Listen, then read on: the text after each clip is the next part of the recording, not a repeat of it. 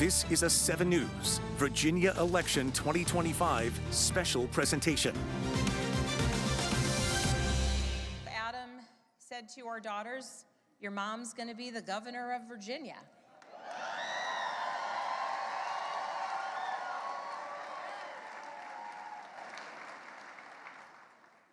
And I can guarantee those words have never been spoken in Virginia ever before. History made tonight. Democrat Abigail Spanberger declares victory as Virginia's first woman governor. Good evening. I'm Scott Thuman. The former Congresswoman ran against the state's current Republican Lieutenant Governor Winsome Earle-Sears. And as soon as polls closed tonight, Spanberger started off strong, quickly taking a lead with 99% of precincts reporting now. She has 57% of the votes and the rest of the ticket following suit, with the rest of Democrats in the state races pulling off a dramatic sweep. Tonight, 7 News is on your side. We've got extensive live coverage. Our team is spread out across the Commonwealth from Arlington to Virginia Beach to bring you the latest on closely watched contests that matter to you.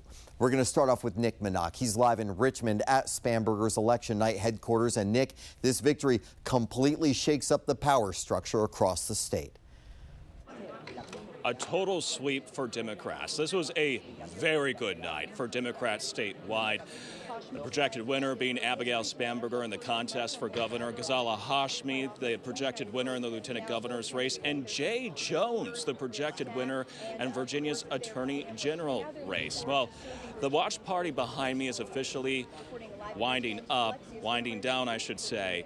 But when this race for governor was called shortly after polls closed, you can imagine crowds in the room were cheering on Abigail Spanberger, and Spanberger took a moment to celebrate this moment on stage with her daughters, with her husband. Virginia elected its first woman governor, and then she got straight to what she wants to do. Take a listen.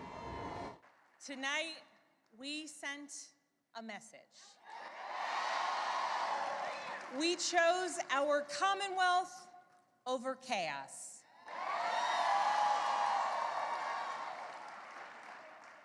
You all chose leadership that will focus relentlessly on what matters most. We turned that page by listening to our neighbors, focusing on practical results, laying out a clear agenda, and leading with decency and determination.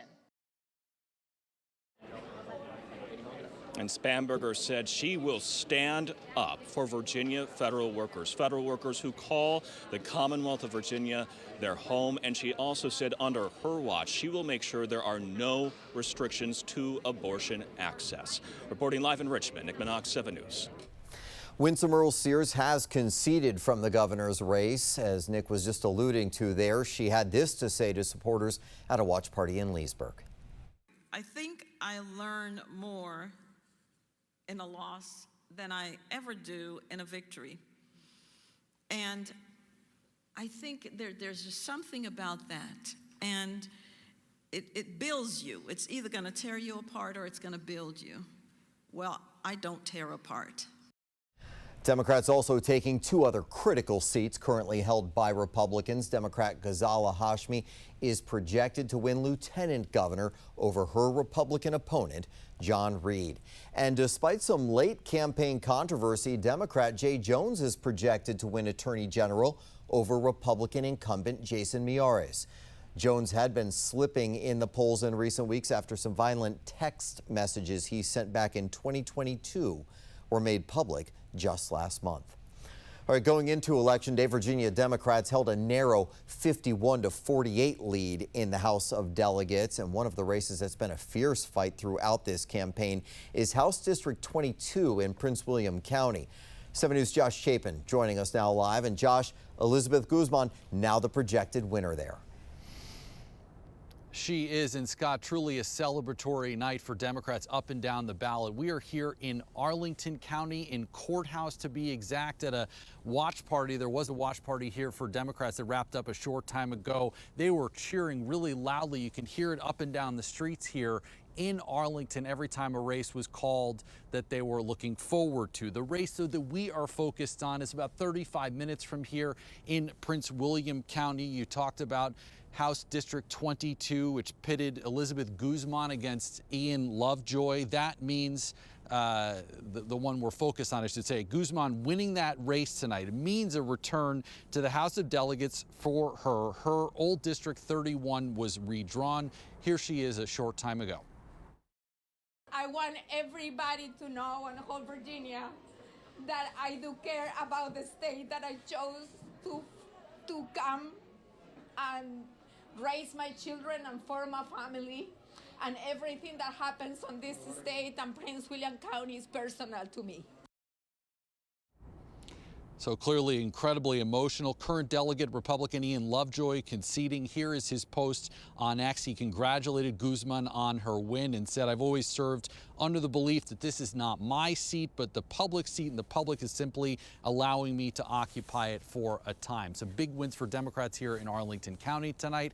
A full wrap up on that is over on our website, WJLA.com. Scott? Big night indeed. All right, that is not the only competitive race that could swing the balance of power. 7 News' Christian Flores is live in Nokesville right now. He's covering House District 21. So, Christian, what's the latest on that race?